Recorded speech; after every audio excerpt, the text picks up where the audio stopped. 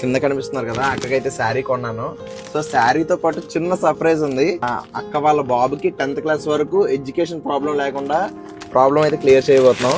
శారీతో పాటు ఆ అమౌంట్ చూడగానే అక్క రియాక్షన్ ఏంటో చూద్దాం. నమస్తే. అజ్జి వెళ్ళేవారు బాగున్నారు కదా. ఎంత ఇస్తారు రోజుకి? మీకు రోజుకు 400. ఆ పై దాకా మొయ్యాలి. మీకు చీర కొన్నాను అంతే. చూడండి చీర ఎలా ఉంది.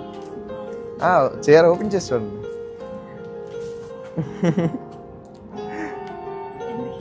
మీకే.